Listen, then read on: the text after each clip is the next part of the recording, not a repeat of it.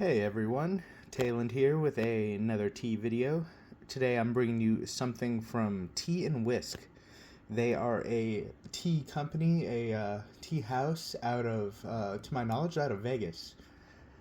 This one is, I ordered a few things from them, as well as I got a real cool looking tea knife from them. This is a 2006 mini brick Traveler Shou Pu-erh. And it is, hold on, I have the page pulled up. All right, so there it is, $12 for 1 ounce, which is 4 bricks. They appear all sold out at the moment, but 4 bricks for $12. Next size up is 16 bricks for 42, and 32 bricks for $72. I'm not sure if it's expensive or not. According to them, it's one of their most popular. They have origin on here, Menghai, Yunnan Province, China. And according to them, each brick is 7 grams. You can use 8 to 10 times typically. Yeah. So they come in this little paper container, at least the 4 did, and then each brick, as you see by the thumbnail, as well as this picture here, wrapped in paper. I already unwrapped it just so you could see the brick itself. Quite densely packed. It's basically like a solid cube, which is interesting. That's new to me, at least. Maybe that's common with these types. I do hear very mixed things about Traveler bricks. I hear they can often be kind of fishy or sea-like, so hopefully we can avoid that. Today I will be brewing hot, 212 degrees Fahrenheit all the way from start to finish.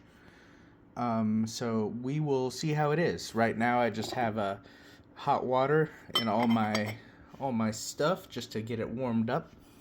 And let me just dump that out real quick. I'll get the wash going. I'll give my general feel and impression, and we'll probably do 3 steeps as we have been the last couple of videos. I feel like that's the sweet spot, although that is usually makes quite a long video. I think that's just to give the tea its proper time to open up so I can give it a fair judgment. But yeah, I'll be right back with that wash. Alright, got the water poured out. We're gonna go straight in with the boiling water. This will be the wash. I don't know, I'm thinking I might leave it a little longer than I normally would just because it looks so densely packed, but we will see. Oftentimes it seems Pu-erh really soaks up water like a sponge very quickly. But as I said before, mini bricks, 4 of them, 1 ounce sample. It is $12. This Tea&Whisk company out of Vegas seem a little pricey, but they also seem to have some really high-end tea. So I can't really, me being pretty new, I can't really tell if it's just they're very expensive or they just have really nice, expensive tea. Maybe a bit of both. I got a few things from them. I also got these like little Dragon Balls of a nice jasmine tea, I believe, which I already drank one. I have another to do a video on, but super, super good. Unfortunately, they're also like $7 a piece, if I remember correctly, so pretty expensive in my opinion, but it was very, very good tea. Made me immediately think about buying more when I tasted it. I got them on a pretty good sale. This company does seem to do good sales often. Oop, it kind of like opened sideways. That's a little weird. All right, let me pour that off. I'll do the I don't want to lose leaves. Some of those leaves look kind of powdery, but I could be mistaken.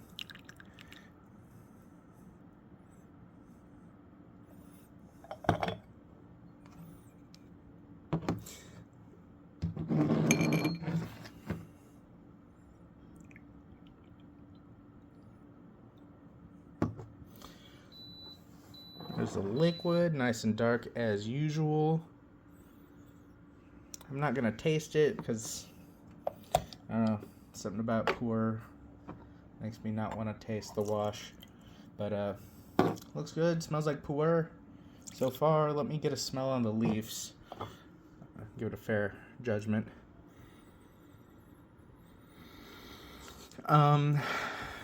Yeah, so smell of, there's a little bit of a cocoa scent in there for sure. Smell of, the typical smell of forest floor, leaves, garden bed, drinking hot leaf juice.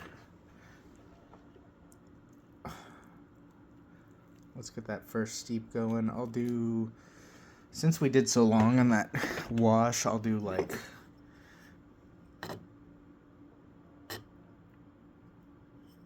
15 seconds. It's probably fine.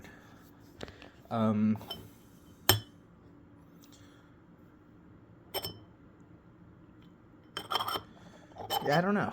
I'm still mixed feelings on Shou Pu-erh. Still figuring it out if I like it or not. Maybe it'll take a few. Maybe I'll find one I do enjoy. So far, they all seem very, or at least enjoy more. I don't dislike them by any means. It's just not a preference so far. But I am staying open-minded. I'm getting more just to try different ones. Maybe it'll click one day. Maybe I'll be like, oh, I see. I get it now. Or maybe it's just not for me, which is fine too.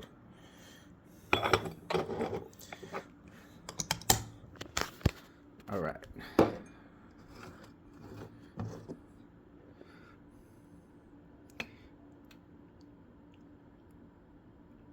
Does anyone know, is Shou very caffeinated, or is it pretty mellow on the caffeine?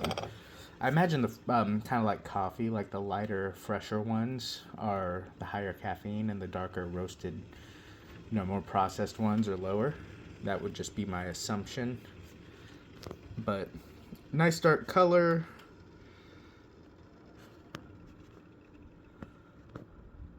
Thick molasses color. Let's give it a little taste.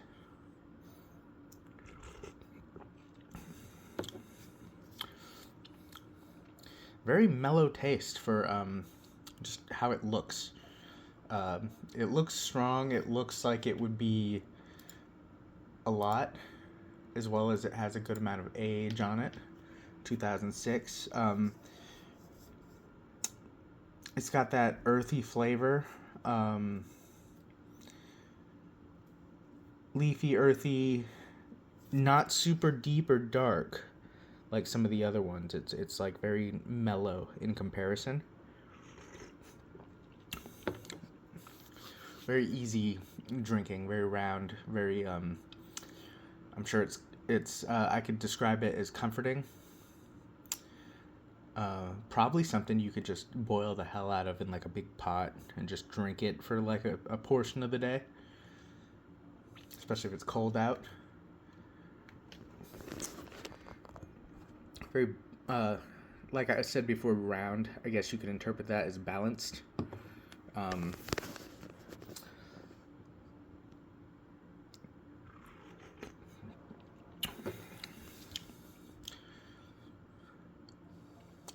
It's not bad. I don't know if I will get more out of it if I do more steeps, honestly.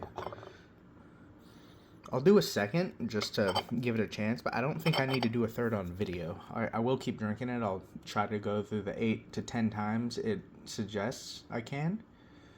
Oh yeah, to brew, they have brewing instructions. To brew, pour water on brick to loosen up the leaves, wait until the brick looks softened, then discard the rinse. Okay, so they're saying, like what I did was, for the rinse, brew for forever until it like puffs up like that. So by not following directions, I followed directions. So that's a plus. Yeah, let me finish this off, and I will pour up a second steep just to give this more of a chance on video. See if there's any kind of flavor differentiation. So far, it's not bad. It's very round, very mild, deep, earthy, balanced. It has all the trademarks the earthiness of cooked pu-erh. That can be comforting for many, and I'm sure is a go-to for a lot. They say it's really good for those with sensitive stomachs or really good after eating. So today I did have a big meal and I'm having this. So I will see. I hear it's good for digestion. But I'll be right back with the second steep momentarily. Here I am back with a second steep.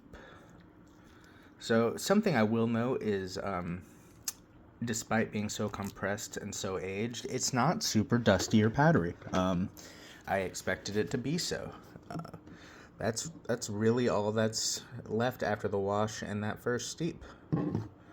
So, pretty good.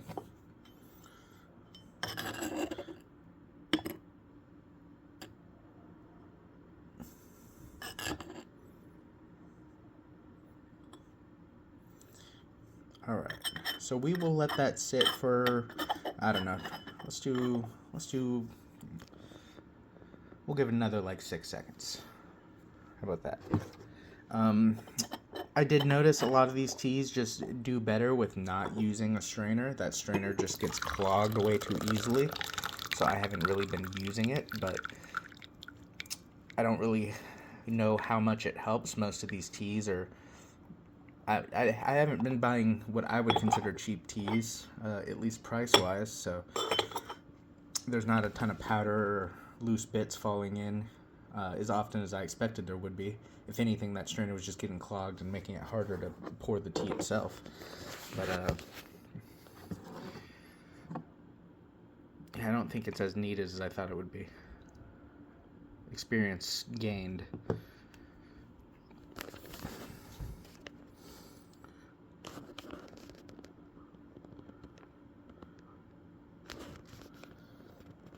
Pu-erh definitely does have a very unique scent all to its own. Like you walk in somewhere, if you know what Pu-erh is, you're like, oh, it's a strong smell.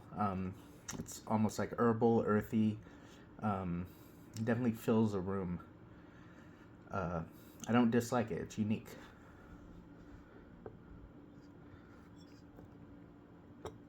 And I hear it's real good for like people who are major coffee drinkers. The dark thickness, the flavor and stuff. But it's nowhere near as bitter. Coffee in general just has a tinge of bitterness, right? This has like almost no bitterness. There's like a slight hint of tannin, like a slight drying effect on the mouth. That's about it. It isn't like it could probably take cream and sugar fine if you wanted, but it doesn't need it. I mean, I already drink black coffee, so that could be a unique case.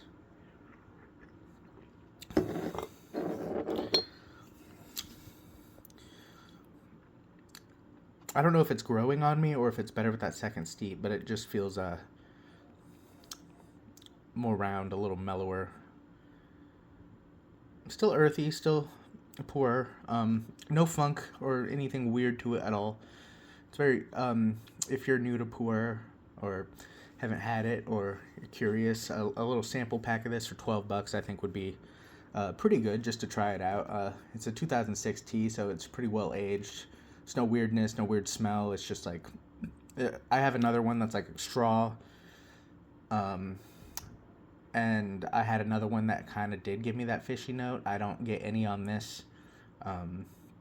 Maybe if you brew too low temp, or maybe if you try the wash, it might taste weird. But so far, it's good. No complaints. Yeah, let me know if you've had anything from this company. This is pretty solid. As well as that Dragon Ball I had from them, which I'll be coming out with a video here soon of it. Really, really good. Probably another favorite of the year, that one is. So, yeah, that's been Tayland here, talking about tea. Leave a comment, leave a like. Let me know if you want to see something different, or see some changes, or if you just want to talk about tea. Thanks for watching. See ya.